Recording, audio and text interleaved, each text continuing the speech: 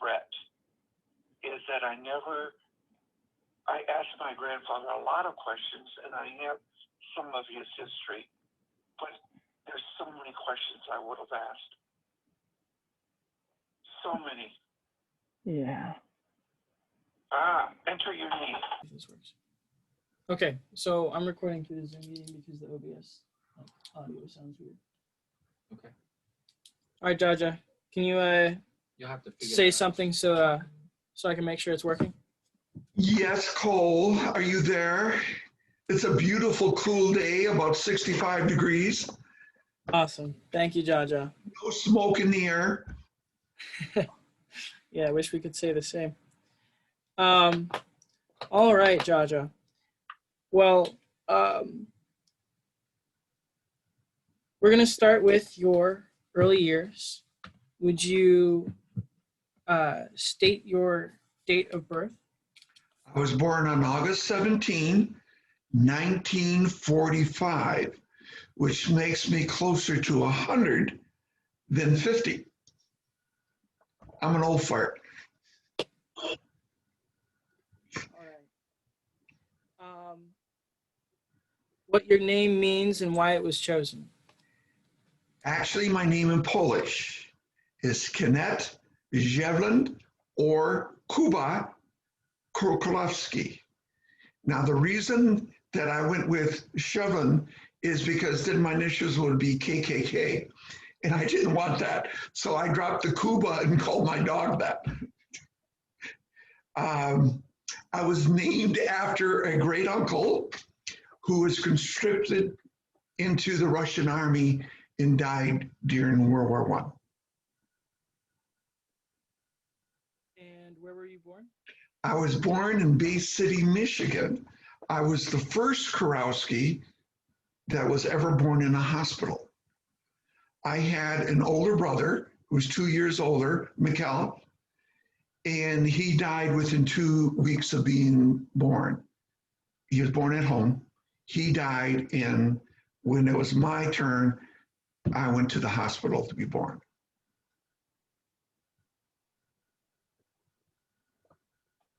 All right. Moving on to family roots. What were the names of your parents? My father's name was Walter Stasiu Kurowski. Walter Stanley Kurowski. My mother's maiden name was Jeanette Josephine Wendelowska. And they were both born in the States. My father was here about a year, and my mother was here about a year and a half, after my grandparents immigrated. Now, my mother grew up in Detroit, Michigan, and as a teen, she worked at a Polish bakery. And they moved to Pinconning, Michigan, just before the Depression. Grandpa worked at a foundry in Detroit, molding steel, the whole 9 yards. And they bought a small farm in Pinconning, and he lost it during the Depression. His name was Pavel, or Paul, and never learned a word of English. In fact, all four of my grandparents never spoke English, never a word. My mother had an 8th grade education because she had to stop and go to work. My dad was born in Detroit. His dad was a blacksmith. And so he received more money because horses were very prevalent at that time. And his parents bought a farm about a mile away from where my mother lived. And it was a 2-story. And then traditional Polish tradition is that the family who's not employed live upstairs in the attic. And then the working family lives downstairs. And they had a small 40-acre farm right on the bay, quarter mile from the bay. Do you know where exactly our family is from in Poland? Because I Yeah. know that Polish names kind of have like the Kurowski. So can you tell me a My little bit about that? mother's side, the Windolowska, or Windolowski in English, they came from near Krakow. Grandpa worked in a rock quarry with his two brothers. He was a very short, 5'3" bull guy, big shoulders, arms. And he worked in a rock quarry with his two brothers. So, and they lived in a hamlet, probably a mile, mile and a half away. A hamlet is about 4 or 5 houses that are all together, and the farms attached and everything. And my grandmother and would work in the fields and do all of the canning and take care of the farm animals. And he would work from sunrise to sunset. Now, my Kurowski side of the family, they lived in Warsaw, which is more in the middle part of the country. They were, how should I say, a little bit more sophisticated than my grandmother's side. Awesome. Thank you. Would you? By the way, my father only had a 6th grade education because his father made him stop going to school and work in the fields. So 6th and 8th grade education. That's it.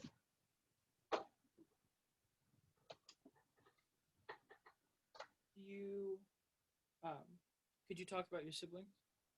Well, I didn't talk about, you asked the question how they met. Yes. My grandparents met, they lived about a mile, mile and a half from each other out in the country.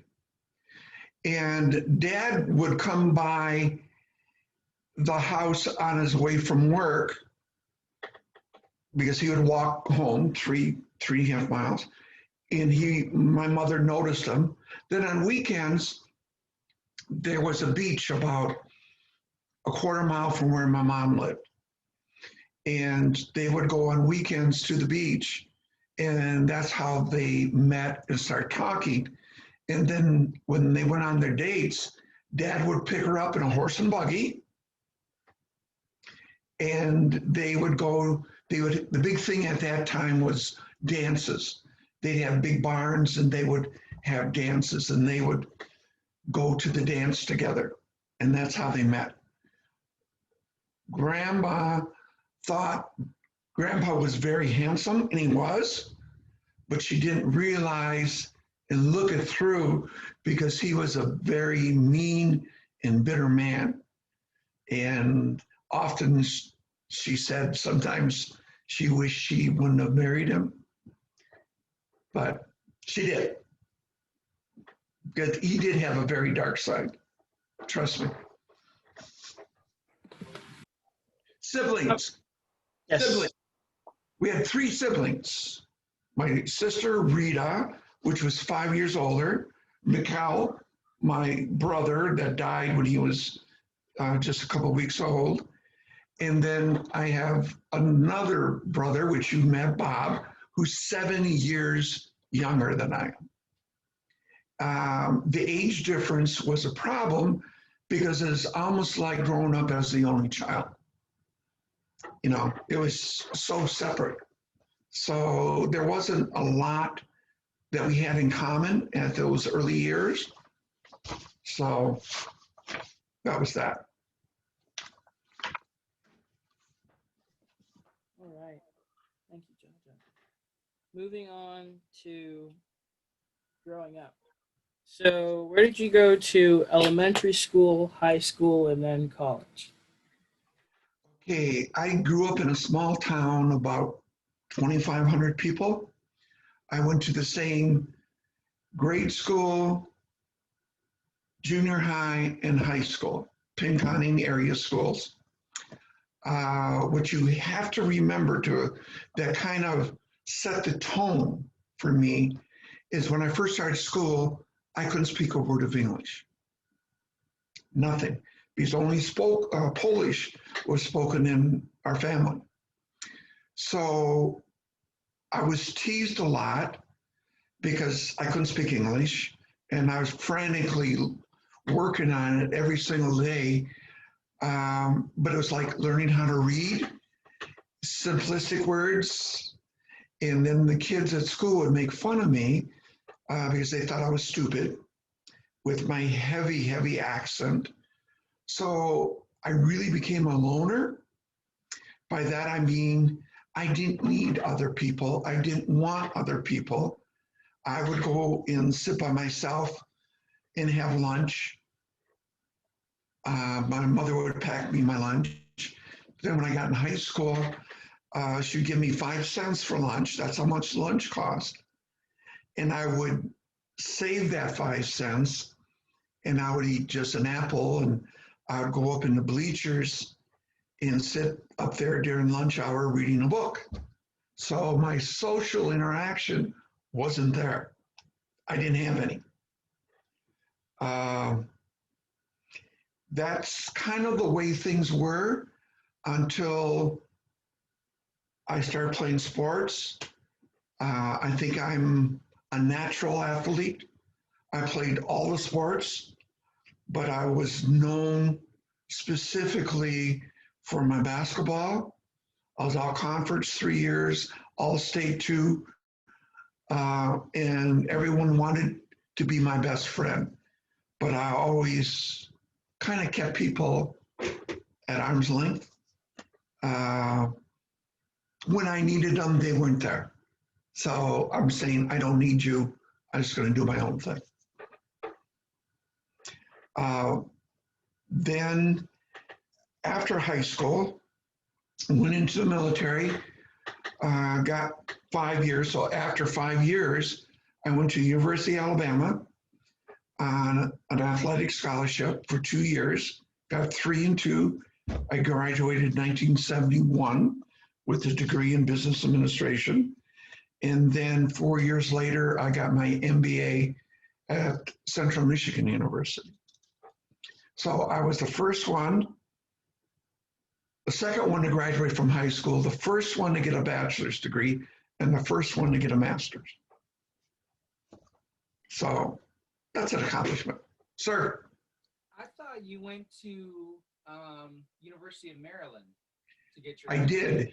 I went my last year enlisted. I went to, well, actually, let me back up. That's not true. My first year, right out of high school, I went to Central Michigan University for a year. I flunked out because number one, my father never allowed me to date. I was only on 2 dates the entire time I was in high school. So when I got to the university, I partied. I got 2 A's, and that was in dancing, 1 and 2. And everything else, I basically flunked. So after 1 semester, I quit before they kicked me out. Then I went into the military. And then after 4 years of being in the military, I got an opportunity to have a steady job, not be deployed. And I got 30 credit hours in 1 year with the University of Maryland. So when I got out and then went to University of Alabama, I got 3 years in 2. I was taking 16 to 20 hours a semester while working full time. So what does that say? You're going to party, it's going to come back and bite you, right? So I had all these years to make up, and that's the only way I could really make them up is by taking an extra workload. I still graduated with a B average, by the way. That's pretty good. That's pretty good. What was like some of the music that you would listen to back when you were like let's say a teenager? The only music I listened to was the music my father played in the house. Frank Sinatra, Perry Como, Andy Williams, Nat King Cole. Only music was on vinyl records. He played them, and when he played the music, I would go in my bedroom and read. I never played the radio. Never. You could not. When radios first came out, they were the big things. When I would tune it to a channel, my dad would come home and just chew my butt up one side and down the other because he had it fine tuned for Polish music coming from Poland. And I'd screw it up, never touched the radio, never. I went to my room. So, you asked about movies too. I got to mention this. In my entire youth growing up, this is through high school, I went to 2 movies. First was John Wayne in a Western, and the second one was Sergeant York. I don't know if you ever seen it. It's about a deeply religious man played by, not Cary Grant, a well-known star, deeply religious, World War I, and he became a Congressional Medal of Honor winner for his actions in World War I. Those are the 2 movies I watched as a child, and both of them were my uncle took me and paid for my movies.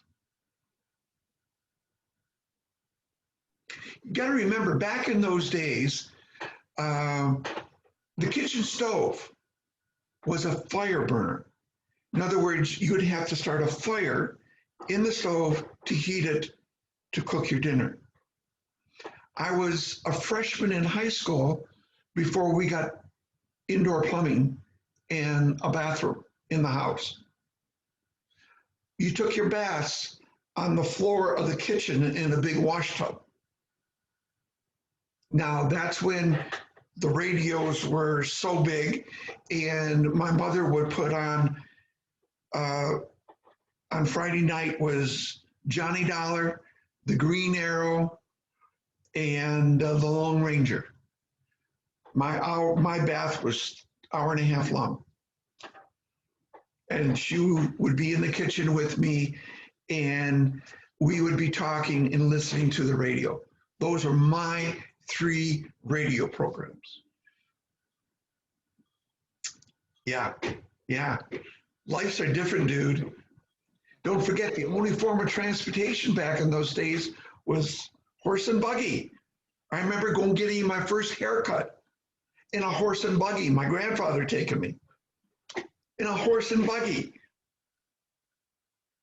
Am I old or what? I'm old as dirt.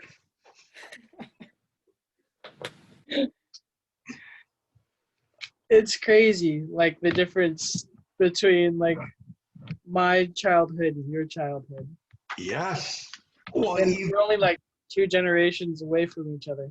even me and your son, my son, your dad, light and day difference.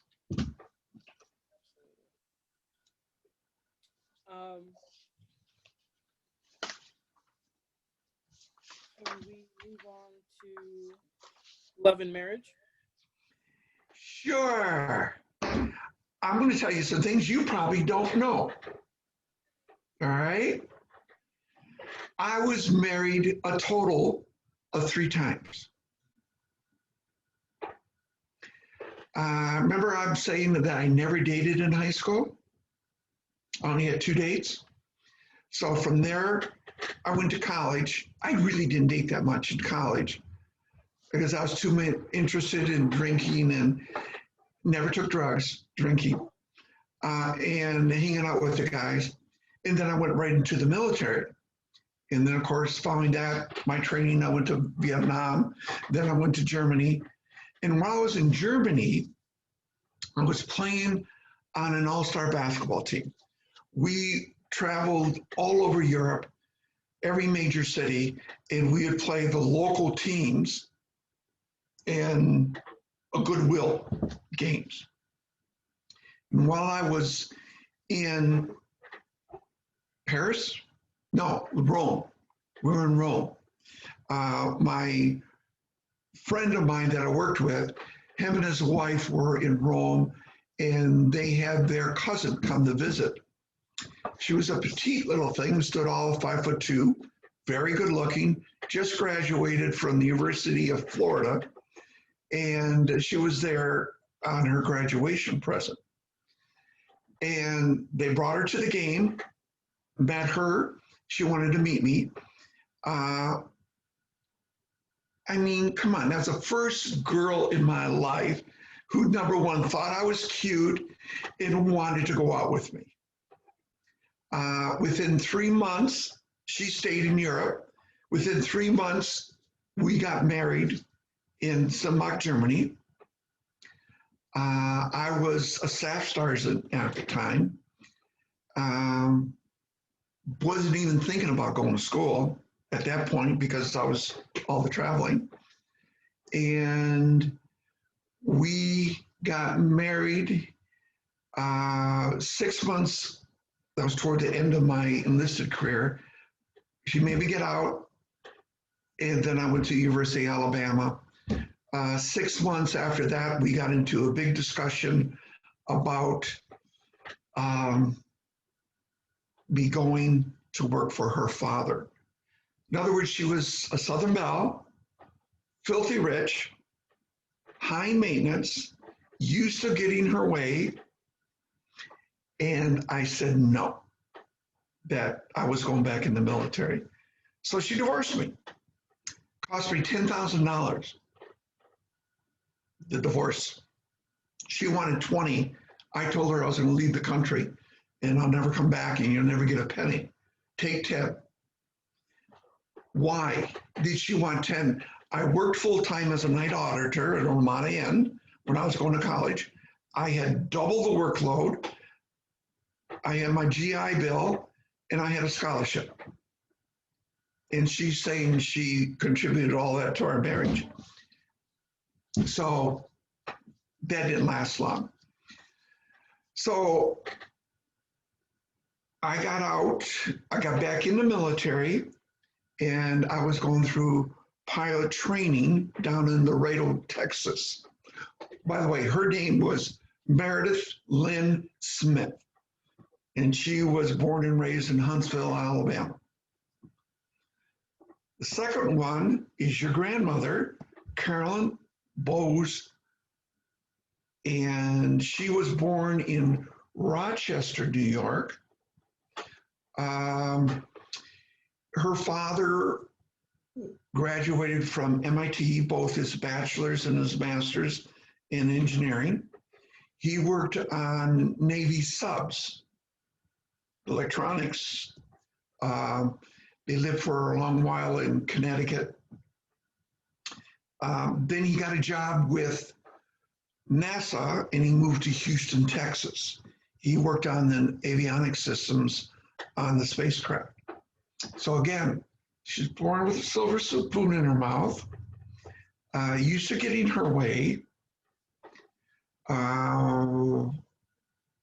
We dated for about 6 months, and I kind of put her through some tests. You know, like I would just be obstinate for the hell of it, just to see how she would act. If she wanted to do something, I'd purposely want to do something else. Put her through all these things, and she passed, flying colors. About a year after we were married, we moved to McGuire Air Force Base, New Jersey. I should say the reason that we left, I was in pilot training, but that's a story that I'll come into later, how I got there. but I got into hospital administration, and we moved to, it's right outside Trenton, New Jersey, and that's where Bo was born. And then when he was 3 months old, we went to Turkey. About a year after we moved to Turkey, every 6 months, I would send her on a trip, 2 ways. I'll babysit. So she went to Paris one time, and the second time she went to Israel. Well, when she came back, she was deeply religious. And that was the beginning of the end. So having been divorced once, I wasn't the one who was going to call it. I called the first one. Well, we kind of mutually did. So even though we lost all our friends, our life changed. She changed 180 degrees. She wouldn't drink, wouldn't go to parties. And that's the way things work. So finally, we got divorced in 2001. She asked me for a divorce, and I said, do you want to leave or do you want me to leave? She said, you leave. That's when I came home to take care of my mother, who was in the last years of her life. And that's where I met Helena. Now, my mother always said, find yourself a nice Polish girl. You will be happy.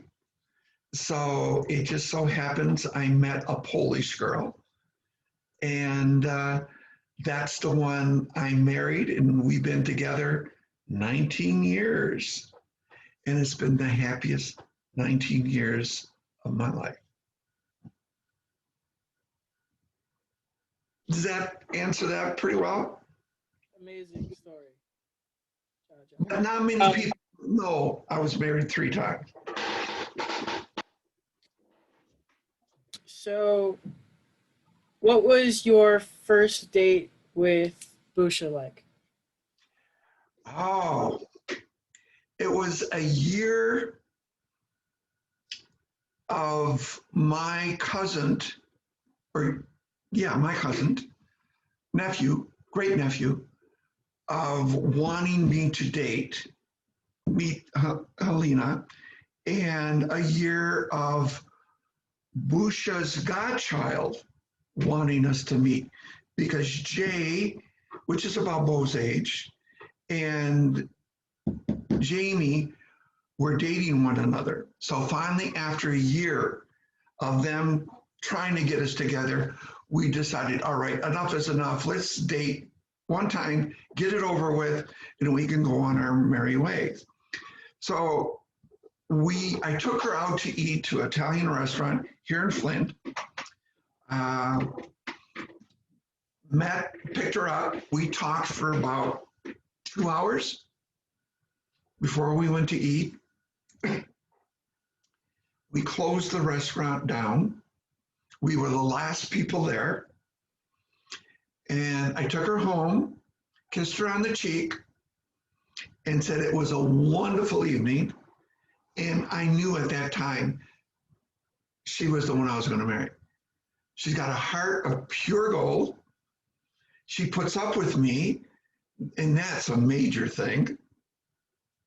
And I could not be any happier. Could not be any happier. And by the way, her name is Helena Marie Seidel. Her father changed his name from Sadowski when he came to this country. And one of the main reasons she liked me because my name ended in ski. She wanted to have that ski on the end of her name. And that I could cook. Those are the 2 reasons. No, I'm teasing. But they didn't hurt.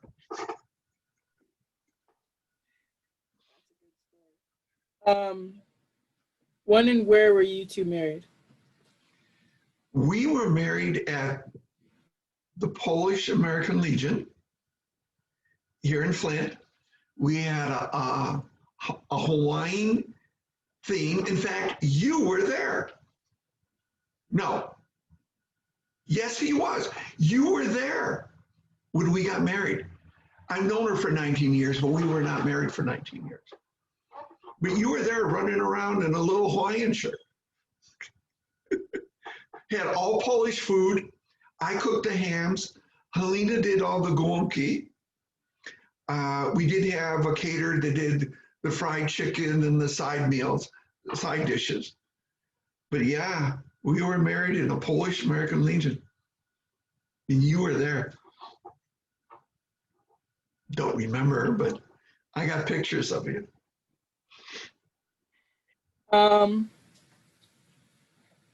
Your favorite story or memory about early marriage? Hold on. Before you go,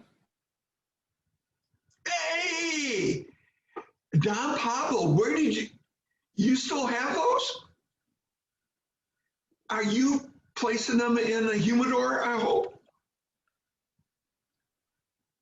Or did you buy them? I bought them. They moved. They're awesome. I only got about 4 left. I buy a box about every 6 months. But get a wet paper towel and put it in there because they'll dry out on you. Oh, you got one. I'm sorry. You got it, dude. My God, he does listen. That's shocking. Only took 40 years. So Don Pablo cigars, actually, the first time I ever had them was at his wedding. And that's why I got these, is because it reminds me of Jaja. They were the best cigars I've ever had.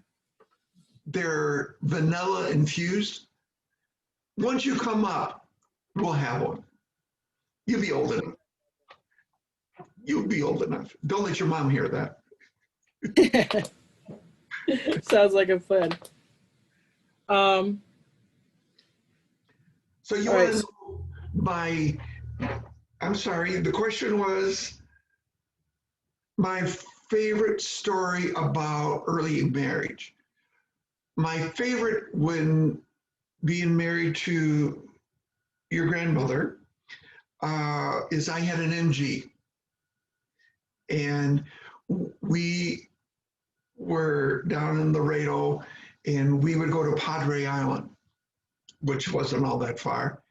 And I'd have the top down and I'd be driving through the sand dunes and your grandmother would be flying a kite out the back while we were driving through the sand with her just laughing. It was one of those memories that will always stick in my mind.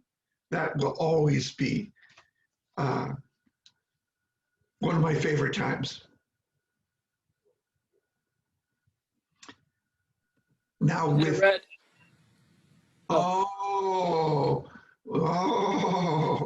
yeah, there's a story there.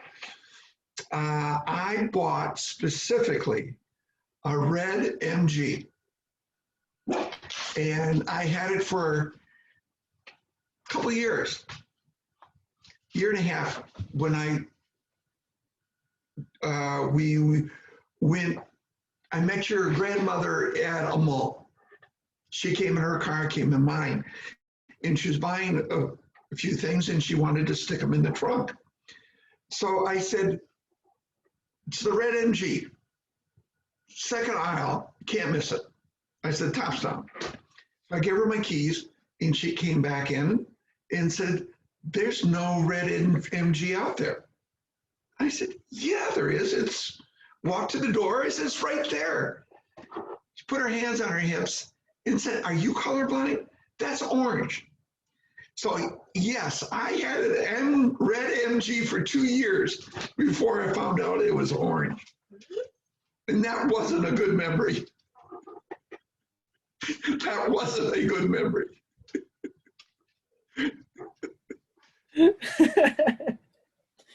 Oh man. Sorry, you were saying with your favorite story about early marriage with Busha. With Busha, it was just being with Busha. It was always relaxed. We've never had a fight. Now, we disagreed on some things, but it's just her personality. It's just fun to be with her. I miss her when she's not home. She's not home now. I miss that. It's just a deep attachment. It's the way married life should be. You know, it took me 3 times to find the right one, but I found the right one. Very helpful. Just like, I'll give you an example. Yesterday, she helped me with the barbecue grill. You know, because some of the boards are long, 8 foot long, and they got to be straight when I screw them in and everything. And we were laughing and giggling, saying, geez, the top is so big, we could play beer pong on it. You know, it's so big. Or we, you know, playing a table tennis or shuffleboard, just the things we were coming back and forth with each other. It was just a fun day, just fun. And that's the way our lives are, every day. So every day is a happy memory. That's amazing, Jojo. Any advice on how to keep romance alive? Wow, there's several things I tried in my 3 marriages. The first I tried was, and your grandmother started this one, is she wanted her own checking account. She wanted her own independence. All right, so no question. Statements came to her, I never touched them. I never knew how much money she had. Second thing I tried, and I thought very hard of, because I know how difficult it is being a mother and the frustrations of constantly watching a child, especially Bo in his early years where he had celiac disease. And he was constantly vomiting and had diarrhea, failure to thrive, certain things he could eat, not eat. So every 6 months, I would have her get together with a bunch of girls and I'd send them on a trip for a week. And I would stay home, vacation, babysit Bo. They went to Paris one time. Another time they went to Austria. Then they went to the Middle East, and that's when I kind of lost her due to religion. But anytime we had a change in station, I would send her home to her parents. I would get the shipment, our household shipment in. I would turn around and set up the new house with everything. All the clothes in the drawers, things on the walls. So when Bo would come and his mom would walk in the house, it would just be as if they lived there. I did that every single time. When she started getting depressed, there wasn't enough sunlight in England. I'd send her home for 2-3 months. Just go. That's fine. Those are the things to try to ease the burden of raising a child. Now, fortunately, Bo grew out of his disease and he became a pretty normal kid when he turned 4, 5. But I kind of know what he went through because I can't eat carbs and he couldn't eat carbs at that time. But now I know kind of what he went through to a certain degree. But those things I learned. The other thing I learned is just because a woman is venting doesn't mean that she wants a solution. She wants you to listen. Don't say anything. I got to the point where I would say, can I offer some advice? And your grandmother would say, no, I don't want to hear what you have to say. So I just shut up. With Helena, I always ask the question, and she always says, sure. But a lot of times I don't offer. I just let them vent. And when you think of places to go, things to do, you always have to consider what they like to do. Your grandmother, for example, she loved to ski. That wasn't my favorite thing. I could do it, not as well as she or Bo or Kemper could, but I could go down Black Diamond slopes. That wasn't my thing. Mine was summer. I wanted to go out in the woods, camping, that type of thing. Her, it was either hot weather in the summer or skiing in the winter. That's fine. My goal is to try to keep my family happy. And you saw how successful I was at that in the first 30 years of my life. Not very. But I tried. I thought of them. I think a lot of your grandmother was, she was tired of moving. I lived 15 years overseas during my military career. Bo had, well, how many years did you have? 9? You had about 9 years, 5, 6, 7 years, 8 years overseas. That's a long time. And while I super enjoyed that, she didn't. In fact, I was offered to go to Japan for 4 years. And she said, not only no, but hell no. But so I would have had another 4 years, but no. Those are the things I think are very important. Always place yourself second, always.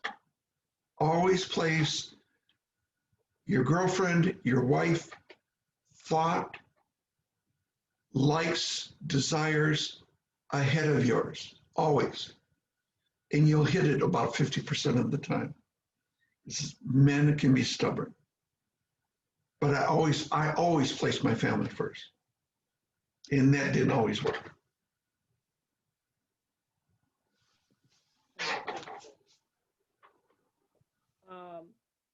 So we're going to move on to starting a family.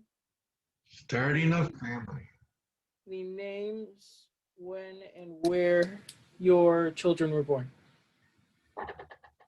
My son is my oldest, born in 1975 near Trenton, New Jersey. His name is Kenneth Bose Kurowski. Kenneth is my name in Polish. Shouldn't have saddled him with that. It'd have been far cooler to have Cole or Cannon. Those are very strong names. I'm sorry that I called them that. Bose was his grandmother's maiden name. They can trace their lineage back to the Revolutionary War. He has relatives that fought for the British as a Navy sea captain, and he has had a Bose that fought for the Swamp Fox in the Revolutionary War. And there was no male descendants. So Bose was specifically because of that. But I shouldn't have settled him with Kenneth. Rather than call him Junior. But fortunately, he picked Bose as his name he goes by, and that's a cool name, the way it's spelled. My daughter was Kemper Lee Kurowski, born in Lakenheath, England in 1978. Kemper got her name by our next door neighbor in Turkey. She would babysit for Bo when he was small, and her name was Kemper. And I always thought that was a cool name, Kemper Lee. I like that name, but I would have done that one the same. But if I had, knowing what I know now, he would have probably been the first Cole. I love that name. Thank you, Jaja. So how did life change when you became a parent? Oh my God. I don't think many men realize how drastically your life will change when you have a child. I remember going to the nursery when your father was born, because a woman has a natural connection with a child. She carries them for 9 months. So there's an instant bond there. For a father, there's not.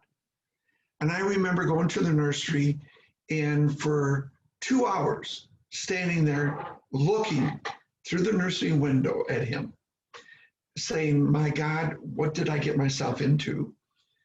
And then going through the thought process and saying, that's my son, and that I will dedicate my life to my son in raising him the way he should have been raised, not like I was raised.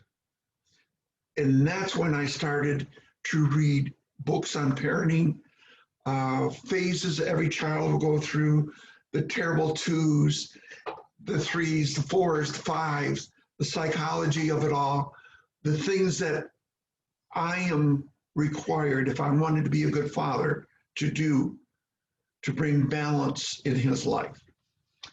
And as well, by placing him first, that was another nail in my coffin in my marriage, because my wife did not like the fact that I placed my children first. Always played them first until they left home. And she did not like that. She was second. That wasn't good enough. So there was a lot of reading, a lot of commitment, attending all his events, even in being in the military. I was his assistant soccer coach. I was his softball coach. I was sideline coach in football. Everything he was involved with, I was there. Everything.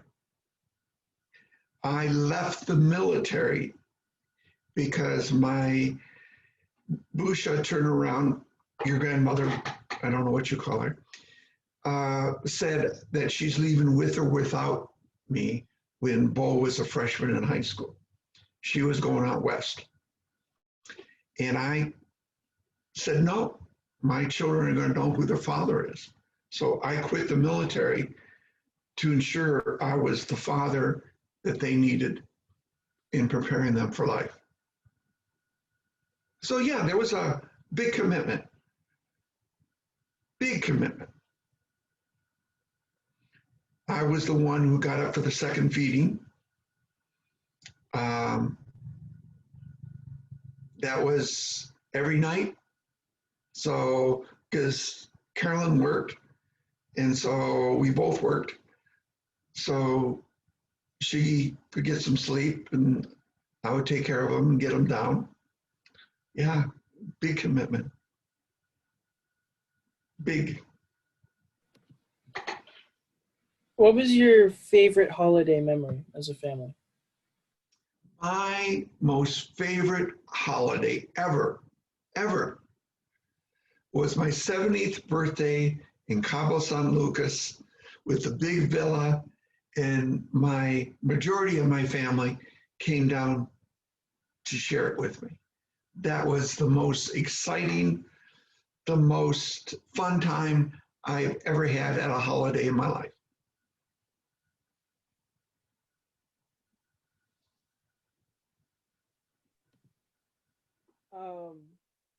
What did you learn from your parents about parenting? Nothing. I learned how to not to be a parent. My father was mean and abusive. Could not do anything. I'll give you a good example. When I first started, I was a natural left-hander. So I was learning English, and my father took the ball away from me, put it in my right hand, and made me throw right-handed. He made me learn how to write right-handed, learn how to bat right-handed. So you're talking about learning English, being very self-conscious of the way that I talked, not learning at the same rate as the other kids. Then I developed a speech impediment. I stuttered badly. And if it wasn't for my Latin teacher, who took the time to explain to me, to work with me, to get over some of these things, I'd have been a disaster. I'd have given up and just said, screw it. So what did I learn? I learned totally opposite. I read and read and read, and I still had to overcome some difficulties. You can ask your dad. I was not an easy dad. It was hard for me in the beginning to correct in a loving way. Then I read a book about disciplining with love. And that changed a lot of my interaction with both Bo and Kemper. And they were forgiving. They were understanding for the most part. Some things they couldn't. And I wasn't aware enough of how I could change better, but I tried. I tried to be the best parent, but I read.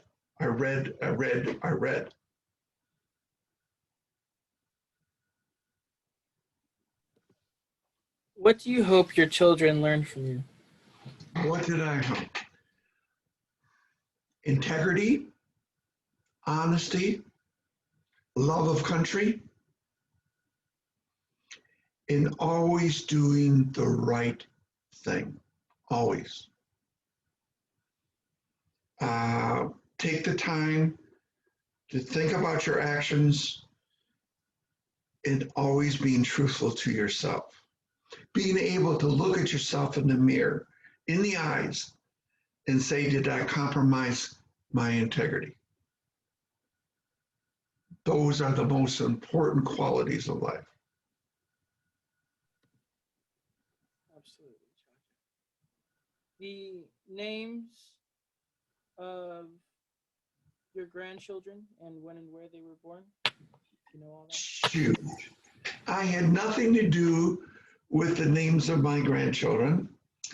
My oldest grandchild is Bo Rojas, and Bo was named after your father because they had a very close relationship. I don't know the year that any of my grandchildren were born. He was born in Seattle, Washington.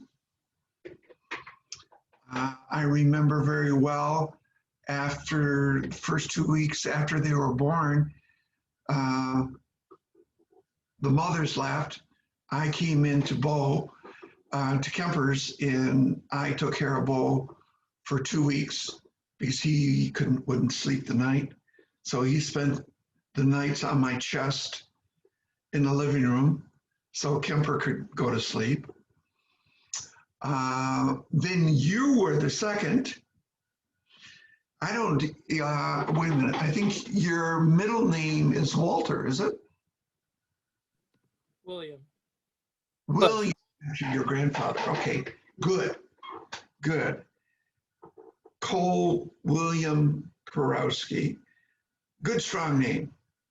Then your dad and mother picked that. And then I think Cannon was the third. Again, I don't know where the names came from. Good, strong male names. I like them. And he was born in LA. You were born in LA. And then the last was Giovanni. Giovanni was born in Spokane, Washington. I have no idea on the dates. None. Zero. My interaction with my grandchildren is very limited because you all live on the West Coast. I live in the heartland, Michigan. And I think you only, well, correction, I'll pick on your brother. Your brother's only been to my house one time, and he got violently ill with the flu. And that's the only time he's been in my house. The same thing with Giovanni and Bo. The three of them only been in my house one time. You have been in my house several times, which I give you credit for.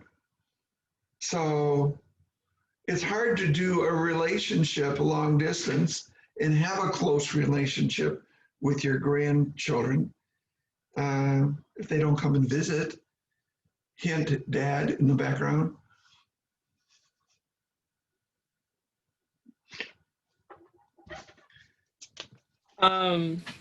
The James as Cannon's middle name is actually for you. It was after you.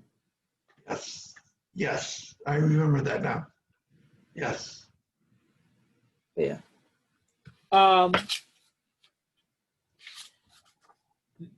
What is the best thing about having grandchildren? What is the best thing about grandchildren?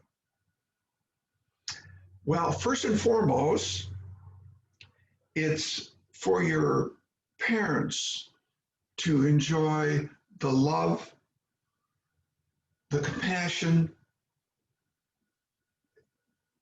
and the joy that they have from having you from the time you're born to when you get old. That is one of the greatest joys in life, is having that. And from my perspective, is that so that you know who you are, your roots, your past, and allowing that to become part of you, as well as to being open-minded, and so that you can deal with the future. But to really know who you are as a person, you have to know your roots. You have to know what your grandparents and your great-grandparents and the great-great-grandparents gone through. And that is to learn how and why you think the way that you do. That's important. Without knowing that, you're missing out on a very important part of your personality, in your will, in your drive. That's important there. Absolutely. On to work and career. What did you want to be when you grew up as a kid? My grandfather always talked to me about freedom, of knowing what it's like to be in a country that's free. And the fact that he lost two brothers to the military. One was conscripted by the Russians army and the other one by the Prussian army. In fact, the sword that your father has is in remembrance to them in my grandfather's quest for freedom. He talked to me at an early age of being able to fight for and protect my country. So he was a young influence. When I was in high school, I studied everything on military history, everything. And it fascinated me both from the perspective, did I have it within to be able to do it? Could I have the nerve of fighting for my country? And then to know what are my limits as a human being? How much pain can I endure? How much negativity could I endure? And then I had a Latin teacher. I had her for 2 years. And she knew me probably better than anybody else. And she said, you would thrive in the military. So based upon her and my grandfather, I wanted to join the military. In all my readings, I wanted to join the military. And that's why I did. And I'm not sorry that I did, even though I fought in 2 wars and had a hard life at times. That was the right call. That was the right call for me. What was your very first job? My very first job before I went into the military, I was a landscaper. Actually, no, I'll go back further than that. Was working on a farm, working in the fields, hoeing rows and rows and rows of pickles and potatoes and sugar beets. Don't ever offer me a sugar beet. I will not eat it. Actually working and getting paid for it I was a landscaper for a few months before I joined the military. And I realized I didn't want that either. So being in the military, my first job was a radio operator for 5 years. I loved that. Not everybody could do that. So when I took the test in the military to see, number one, what I had the intelligence for and what I had the aptitude for, I blew out all the tests except for mechanics. I purposely blew that phase of the test because I didn't want anything mechanical. And what I came out the highest on was being a radio operator, because you had to learn Morse code and the mechanical part of it a little bit, but it was stressful. I didn't realize how stressful until I got into combat. And I had this little 6-foot antenna waving or pinpointing where I was. But yeah, no, I enjoyed being a radio operator. I was the one that would call in for fire support. You had to be calm. You couldn't be over the top nervous and yell it out. You had to be very calm and precise, because if you called out the wrong coordinates, they could bomb you.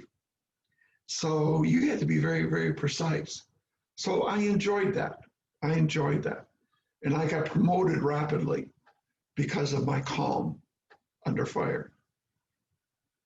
So yeah, that was enjoyable.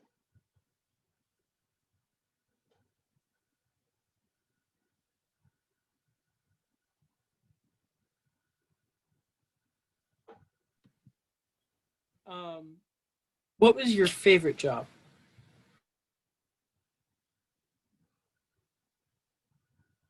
My favorite job was when I was going through pilot training. There's nothing like flying a jet. Nothing can compare to it. The freedom, the knowing that the aircraft had all this power where you could do loops, you could do barrel rolls, you could do split S's, go up, stand it on its end, and come back down.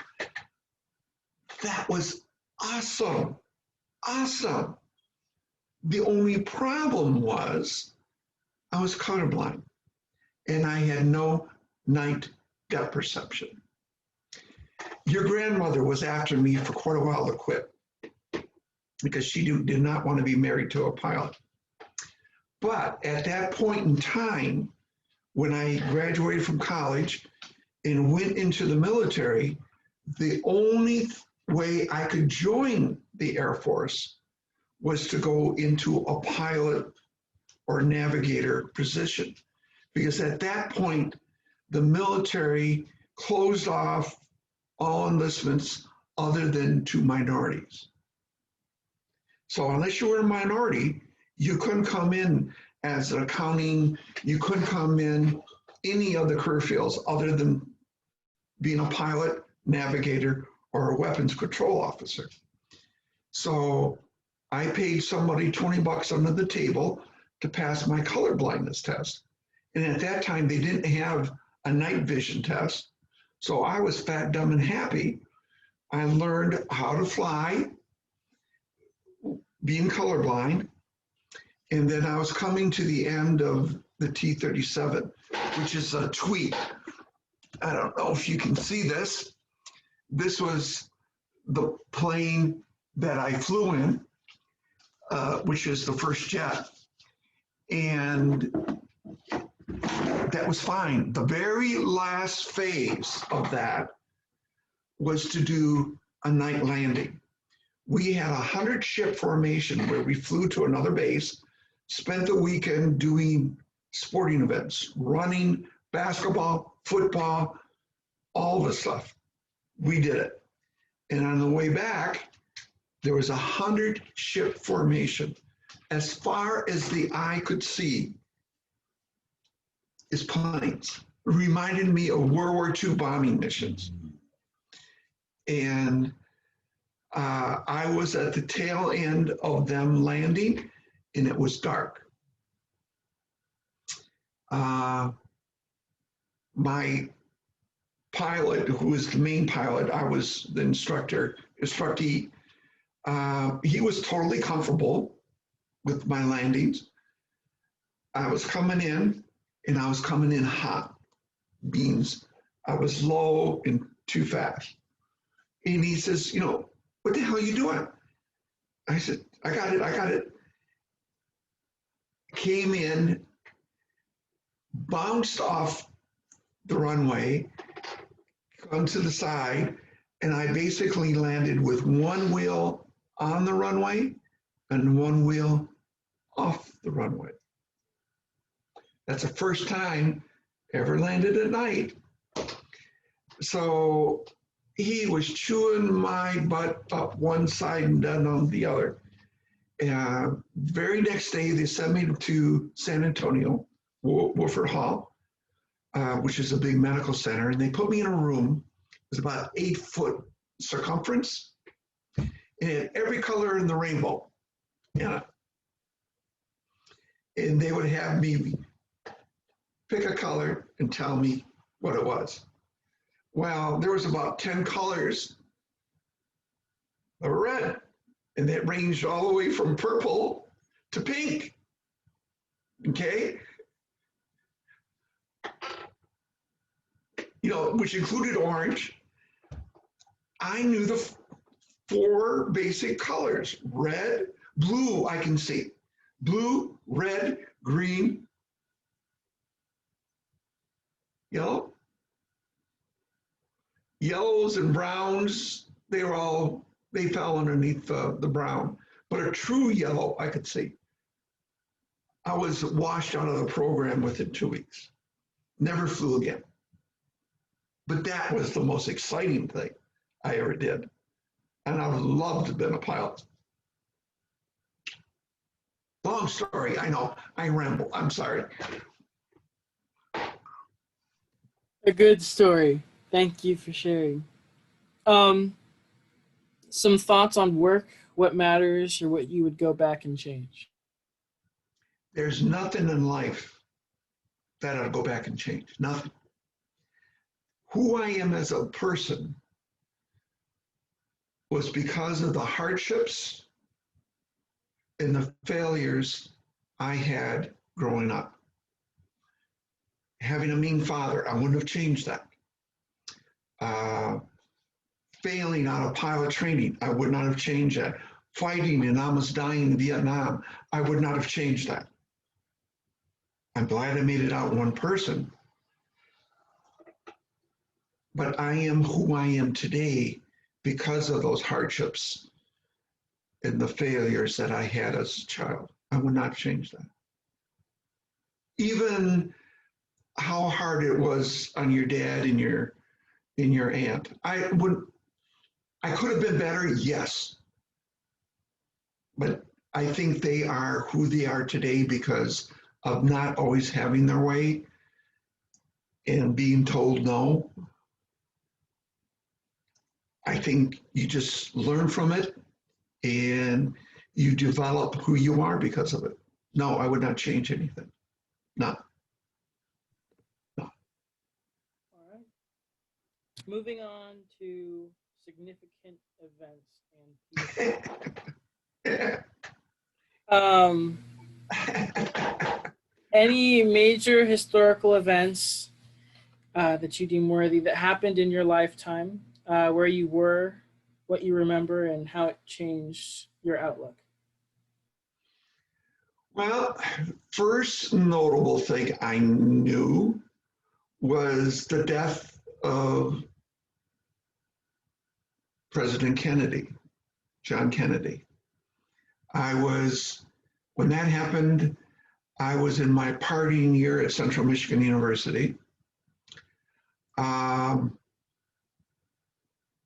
Then there was the death of Robert Kennedy. I was in Germany when that happened. Martin Luther King. That was a biggie because we didn't have any idea of how the country was going to respond to that. Of course, I remember Sputnik going up, finding that totally unbelievable that we had the technology. Don't forget, from the time I was born was the first jet aircraft at the end of World War II. I was 2 days old when World War II ended on August 19th, 1945. First jet aircraft came after I was born.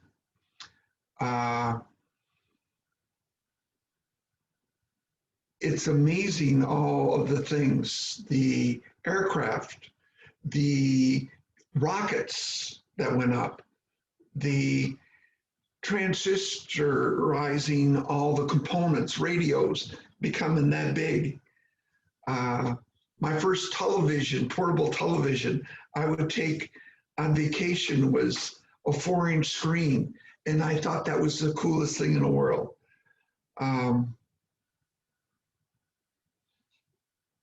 All the problems, the riots from Vietnam, I never took part in any of that. I went from Vietnam directly to Germany. Didn't want any of that. I didn't want to be, I was ashamed to say I was an American. So yeah, those are all the things. But I also remembering briefing President George Bush Sr. How's that? I wasn't as nervous as I was briefing General Colin Powell. Colin Powell had an aura around him. He was the most impressive man I ever met in my life. I also met Wernher von Braun at the Redstone Arsenal. I had dinner with astronauts at your grandmother's parents' house in Houston. Bo met astronauts. I don't think he remembers that, but he met them. So yeah, there were some significant things in my life. Having gone to fought in the 7-day Israeli War, fighting alongside women in combat.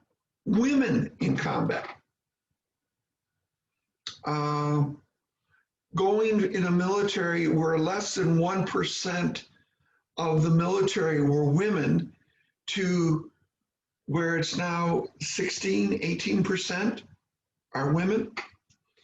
The only women that were in the service worked in the hospitals. None of the problems. Now we have women fighting alongside of men in combat units. So yeah, those were some significant things.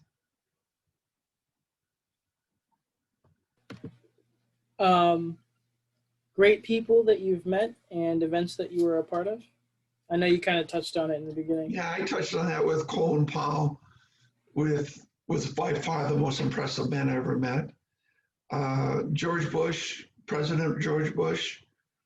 The one I despised the most was Teddy Kennedy, Senator Teddy Kennedy. The politics of the Pentagon. Had lunch with him where he tried to persuade me to approve one of his actions that he wanted to have approved that I had say on. And that was basically to put a computer on every desk and then save billions of dollars, which was false. You put a computer on a doctor's desk, he's not going to know what to do with it. So you had to provide the training. And you had to have the medical record system because they weren't going to type it up and put it in the record. How unethical politics are. Right way, the wrong way, in the politics way, which just irked me to high heaven. They wanted me to compromise my integrity, which I couldn't do. So I respected my military leaders outside of politics. The president, I didn't respect. Bush, I did. I will tell you one story. I was in a briefing in the Pentagon when they were after Saddam Hussein. And they were supposed to be tracking him. They said, we found him. And he says, what is the degree of accuracy that he's in the car? Because they had jets overhead. And he said, they said 85%.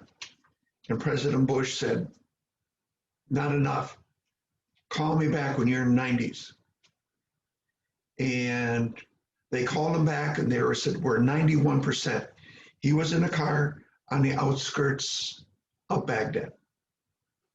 And President Bush would not give the authorization to fire on the car because he didn't want innocent civilians dying. And he got away. Politics. But I was there when that decision was made. I was sitting in the room. I was the healthcare representative for the Undersecretary of Defense for Health Affairs. I was there. Yeah. That is one hell of a story. Significant turning points that changed your personal life. My father, being in the military, being almost killed 8 times in my life, where I should have died, but I didn't.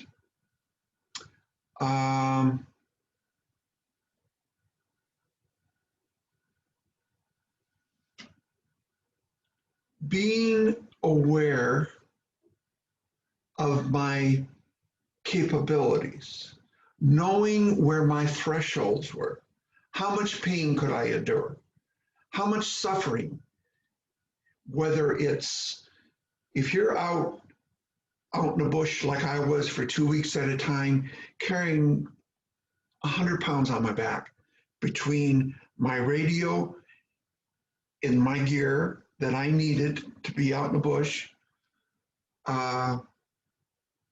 twisted an ankle in the middle of that, and then walking on that ankle, trying to maintain being quiet and only have an aspirin to take. knowing your thresholds, pain and what you could endure, plus the hardships of not having everything handed to you, of the defeats, the things you could not accomplish, all those made me into the man I am today. So all of those, what I would consider my greatest achievements, being able to live through them and learn through them and be a better person through them.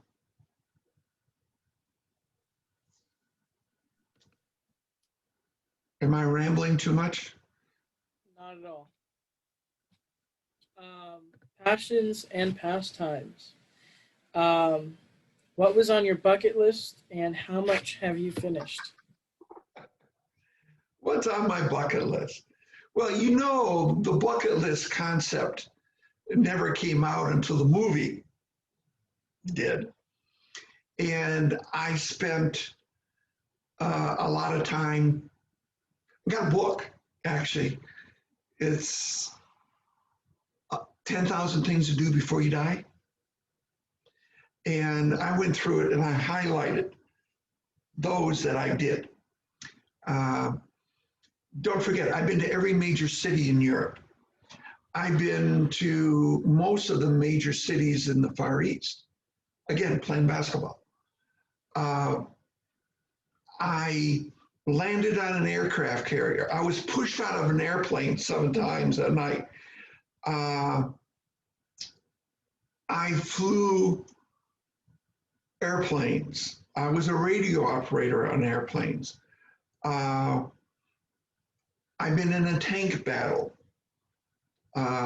during the 7-day Israeli War. I got trapped in the Sinai Desert during the 7-day War. I fought a battle out in the desert with women by my side during the 7-day War. I got to go to a debutante ball in Athens, Greece on our way back from the 7 Days War. And they went through and picked the guys that knew how to dance. Don't forget, my first semester in college, I got 2 A's in dancing. I knew how to ballroom dance. And they went through and picked guys who were 6 foot tall and that could dance. And I escorted the Australian's ambassador's daughter to the ball. That was a big thing. And don't forget, before I even could date, my mother made me read Emily's Post book of etiquette. So I knew etiquette. I knew it all, the proper way to do everything. Which fork to use, which spoon to use. I knew it all. So those are all kind of neat things, right? The only thing that I didn't get to do that I wanted to do, I had set up and it didn't pan out, was to go on a submarine underwater. I wanted to do that and didn't work out. But I did get to land on an aircraft carrier. I had a pilot take me out. I did do that. But overall, the things I've seen and done, I hit pretty much everything off my bucket list. There's only a couple things in a couple places. I've seen the Great Wall of China. I've seen that. You know, there isn't much I haven't done. So those are pretty well taken care of. I'm happy with where I am with that.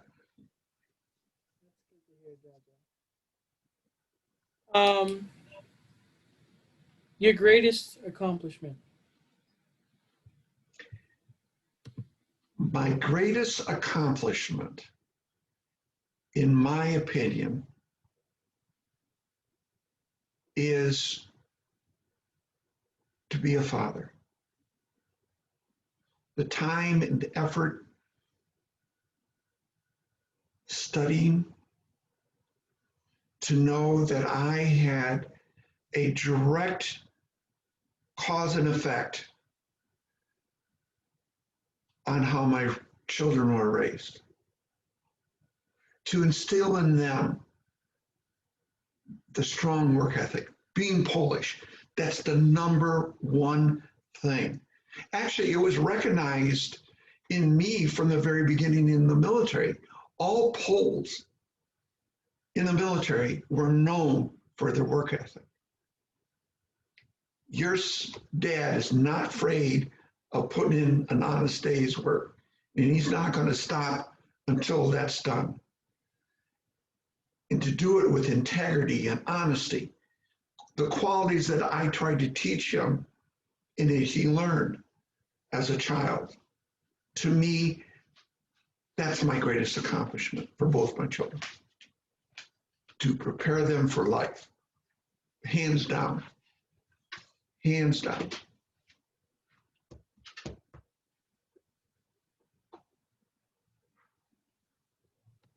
What is your idea of perfect happiness? Perfect happiness. My life today. I'm in perfect happiness. You don't have to be rich. Money helps. Being comfortable financially, and then building on the relationships with the one you're married to. That's happiness. No, I don't have all the money in the world, but we can go on vacation. We can buy what we both want to buy. I'll give you a perfect example. My mother, when she was still alive, would send me, our family, $500 for Christmas. I would give a portion of that to the kids, and the portion that we kept back is I would wait to find the perfect gift. We just wouldn't go out and spend it. Sometimes it took 5 months. Sometimes it took me 2 years to find the perfect gift. Happiness is working towards that perfect gift, that perfect time in life where everything is in sync. It's like a juggler. Your dad can juggle. You got your home life, you got your work life, and you have your health. Keeping those three balls in sync. Like he could juggle a soccer ball 500 times. I've seen it. That's working on something to bring you happiness. It's the same thing. Happiness is everything working together jointly to bring you happiness. Your life, your marriage, and your health. Kind of corny, but I believe it. How do you want to be remembered? God, I want to be remembered as a man who loved his country with integrity. I never would compromise it. Honesty. As someone, I went back to the store. Somebody gave me back $20 too much in change. I told them to recount it. And they thought I shortchanged them. And after counting it the second time, I said, count it again. And please remember what I gave you. And it should have been a $10 bill rather than a $20 bill. And she said, oh, that's integrity. That's honesty. That's being able to look at yourself in the mirror. I want to be remembered as I treated people the way I want to be treated. I don't care about the color of your skin or your nationality. It's what's inside that counts. And that's the way I taught my children to be. That's the way I want to be remembered. Yeah, I'm a hard ass sometimes, but that's the way I want to be remembered. I was always true to people, and I want to be remembered for my honesty, integrity, and my love of country. That's very important to me. But I'm not going to have a funeral. I'm going to be cremated. No, there's no funeral parlor, but there's going to be one hell of a wake here in this house with all the booze and food you can drink, and my ashes sitting up on the counter. And then your father and your aunt are going to have to take my ashes and place them by the water, not in the water, by the water, so I can oversee the water. But no funeral, no. But one hell of a wake. Nobody's leaving. They're going to sleep on the floors, wherever. But it's going to be one hell of a bash. Sounds like a good time, Jaja. Thank you. Words of wisdom. An experience where you had to make a difficult decision, whether you followed your heart or your head, and how it affected you. Well, Bo remembers part of this. I got passed over for a promotion. He remembers that. That was a very traumatic time in our life. But what he didn't know, and I think he knows now, is the circumstances behind that. I had a young officer that got, during the holidays, was tested positive for marijuana. He was a graduate from VMI, non-smoker, very religious. And my boss, who was the wing commander, wanted me to give him Article 15, which would have a military action, which would have destroyed his military career. And as a commander, I am the prosecuting attorney, I'm the defense attorney, and I'm the judge. So I weigh all the evidence. And I would base it a lot on intent. What was the individual's intent? Well, he went to a party and he ate a cookie, a brownie. And I went and researched and I talked to the person who made the brownies, and they admitted they put marijuana in the brownie and didn't tell anybody. So his intent was honorable. He never would have taken it if he would have known. So I gave him instead a letter of reprimand. And that is nothing more than a letter saying you did bad, any further action, and I'll give you an Article 15. And then when he left, I took it out of his file and ripped it up. So it didn't exist. But because I didn't give him that Article 15, a more severe action, I got hit on my performance report that my judgment was faulty. So the next time promotion came around, I got passed over to major. Didn't make it. So that affected me. And then the next time around, all my former bosses back to me, and they petitioned the board, and I got promoted a year late. It cost me a year. But I was able to look at myself in the mirror and didn't do it because they told me, but because it was the right action. I listened to my heart, not my head. Another one of those happened when I was in Sicily. It was a black guy. Again, very religious, non-smoking. he got caught where a girl talked him into coming on base in her trunk of his car because her boyfriend was leaving back to the States the following morning, and she wanted to see him one last time. And he got caught letting her out of the trunk. Same thing. They wanted me to hit him with a hard action, and I couldn't do it because his heart was in the right place. Logic wasn't very sound, but his heart was right. And I got hit again. But it did hurt me because I went to work for the Undersecretary of Defense for Health Affairs, and he offered me a promotion below the board if I wouldn't retire. So that one didn't hit me, but it could have. But again, it's going on my heart, not in my head. Because if my head was, let it hit him, no skin off my nose.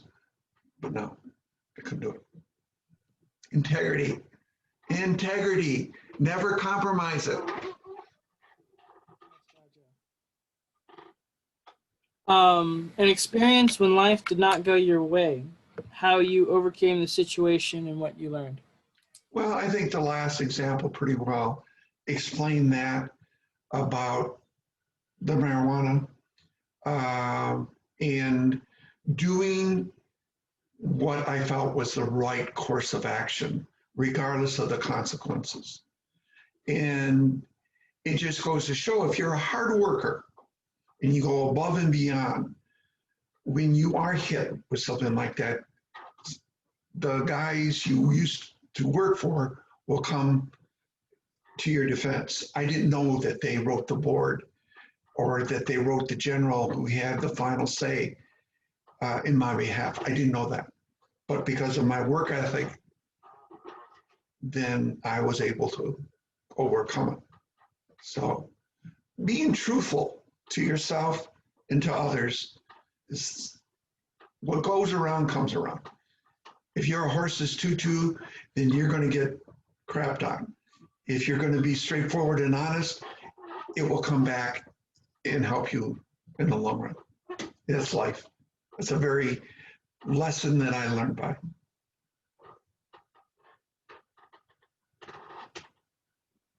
Awesome. I think that also sort of answered the third question. Unless you have- Most helpful thing, I think, is something I learned in physics when I was in high school. If you can imagine that, and that is for every action, there's a reaction.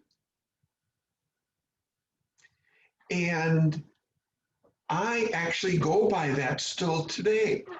Before I do anything, I always consider what the reaction is going to be.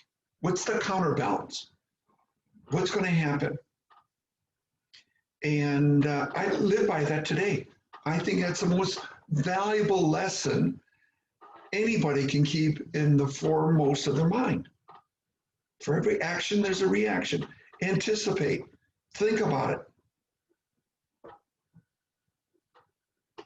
Simple. Absolutely. All right. Well, that concludes the beginning questions, or like the very general questions about your life. We have, I'm actually going to go ahead and pause there. What was boot camp like for you, and did you enjoy it? Well, you got to remember, this was back in 1965. I came from a small town in Pinconning, 2,000 people. There was one black family in my school. It was a girl, Thelma, that was 2 years older than I was, and Thomas, who was, I think, a year or 2 years younger than I was. Only black family in all of town. So I had no experience at all because I basically didn't have any friends because I was a loner through high school anyway. So my first introduction was when I went through the military introduction center in Detroit, Michigan. And one of the guys that was there was a guy by the name of Doc Rivers. He was black, 5'4", 100 pounds soaking wet. And he was kind of down quite a bit because he was trying to get into the military, and the military would not take you if you were under 100 pounds. So he was worried about, gaining weight. He was eating. My mother packed me big lunch, and I wasn't hungry, so I gave him my lunch. And he was just trying to pack the pounds on. And then he weighed in again, and he was 99.5, I guess. So I said, come on, let's go. There's an ice cream place just down the street.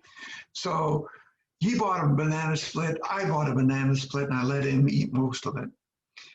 And he finally weighed in, and he weighed 100.1 pounds.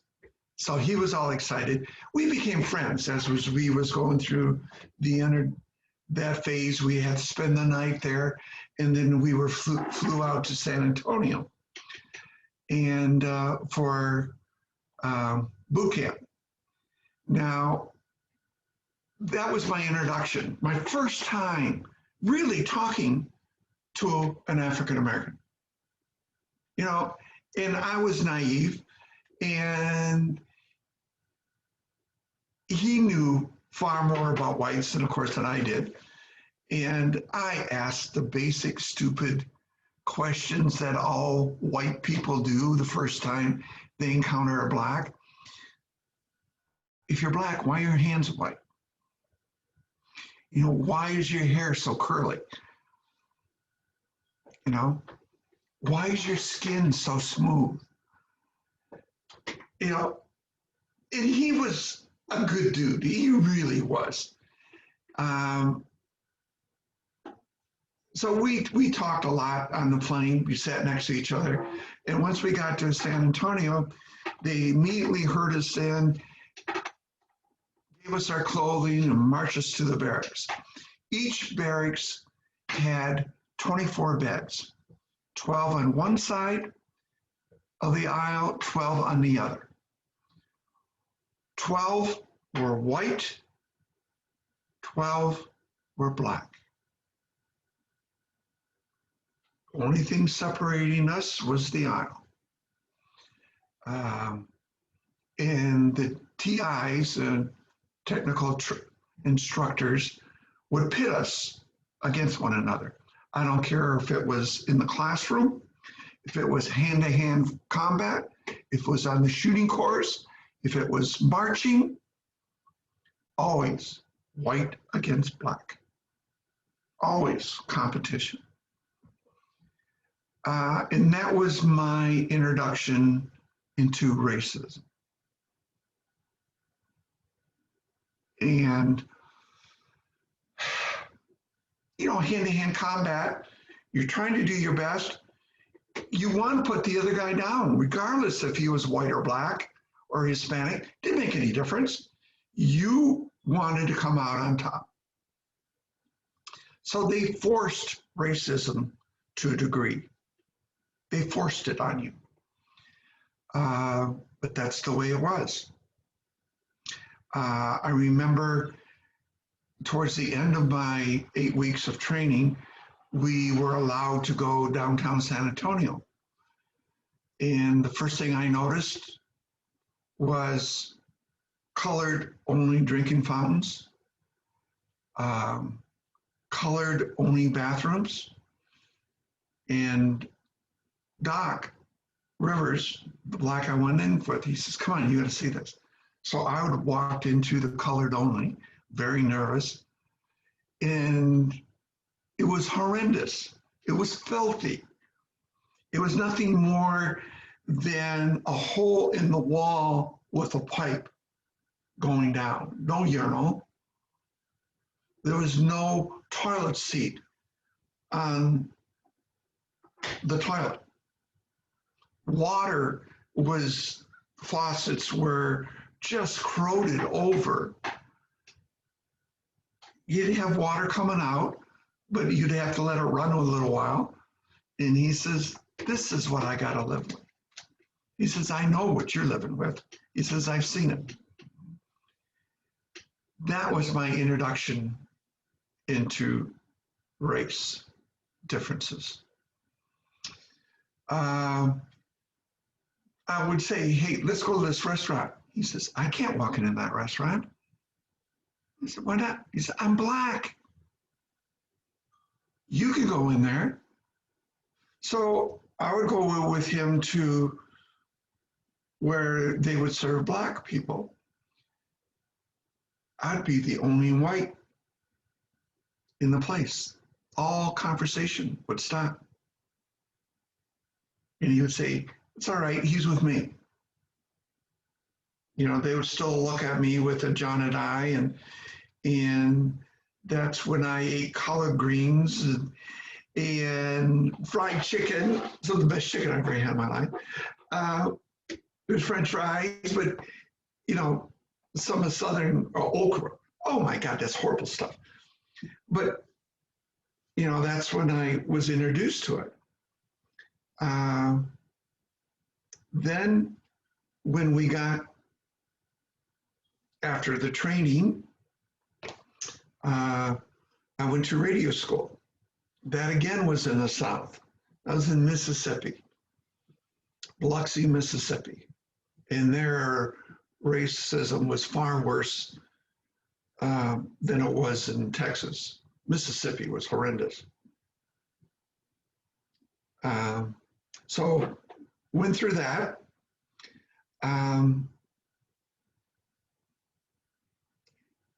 That was my introduction to racism. Training was hard. After I went through radio school, I wanted to know how tough I was. Every young guy wants to know, are you tough? I was a big dude. I was 6'3", I weighed 175 pounds. I was a big dude. So I volunteered for Air Commando School. That's equivalent to being a Green Beret. The Air Commandos were the grandfather of the Special Operations Squadron. So when I became an Air Commando, 7th Air Commandos, that later became the 7th Special Operations Squadron, SOS. So I'll give you some idea, it was tough. They would beat you with rubber hoses, put you in snake pits, capture you, and they would have Vietnamese sounding people. They'd beat you. I mean, break your bones. That was tough stuff. I learned where my limits were. And I learned I was crazy for volunteering for it. But those, you learn the hard way on some things. So after radio school and after Vietnam, I was stationed in Osan, Korea, which is Seoul, Korea. I was a radio operator, ground radio operator. My job was to send and receive messages from ships out in the Yellow Sea. And they would be position reports. They would be after action reports that they didn't want anybody else to capture, like the Soviets or anybody else.